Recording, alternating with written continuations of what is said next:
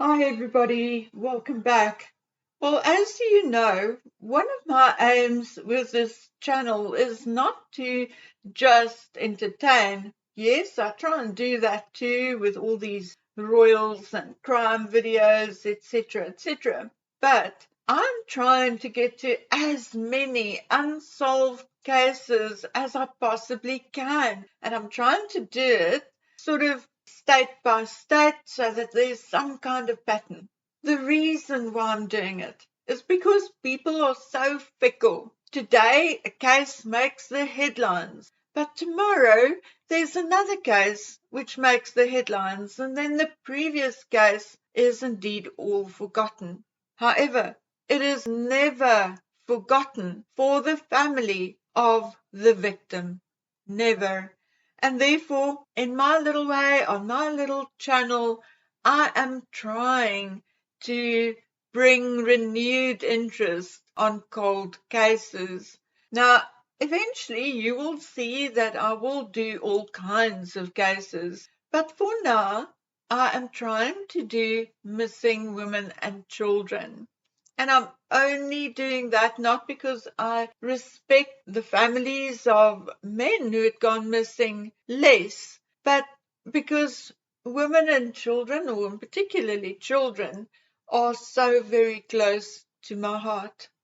Okay, so today's case is that of 24-year-old Patricia Otto, who was last seen at her home in Lewiston on the 31st of August 1976. She disappeared following an argument with her husband, Ralph Otto, and hasn't been seen or heard from since. On August the 31st in 1976 at around 11 p.m., Patricia picked up her daughters from their grandmother's house and headed home. According to her husband, Ralph Otto, Patricia left their home following an argument and never returned. Suzanne, aged 3 at the time, the younger daughter of Patricia and Otto, recalls seeing her father hit her mother and seeing him pick her up and put his hands around her neck before carrying her out of sight. Now, Patricia filed for divorce in the spring of 1976, but had reconciled in time for Mother's Day. Patricia was reported missing to the Lewiston police the next day, the day after she'd gone missing, by her sister after Ralph dropped the kids off at her home saying he was going out to look for Patricia. Investigators, however, now believe that she was murdered by her husband, Ralph Otto, although he was never charged in connection with her case. According to various accounts, Ralph believed that Patricia had been cheating on him. After Patricia's disappearance, Ralph told their two young daughters that their mother had abandoned them. During the investigation, Ralph claimed investigators were harassing him and he hired the hitman to kill the Lewiston police captain.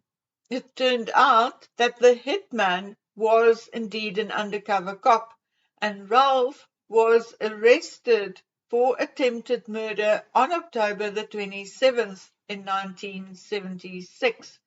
He was sentenced to 10 years in prison. However, he died a few years later while being held in the Clearwater County Jail on unrelated charges. Patricia loved interior design and had a passion for baking, crafting delectable confections for family celebrations. On August the 27th, 1978, the skeletal remains of an unidentified woman were found near Elgin at Finley Creek, about 3 hours away from Lewiston.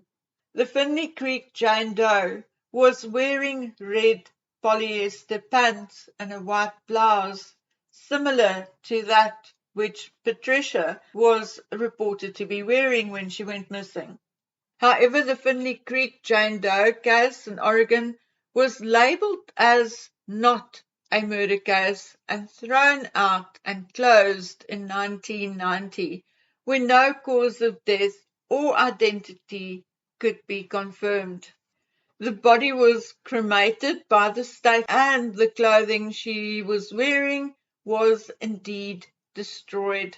Suzanne Tims would like the Lewiston Police Department to work with Oregon authorities to help identify a woman who was indeed found in 1978, the one we've just spoken about, who was found by hunters in Finley Creek. She believes the woman could be her mother.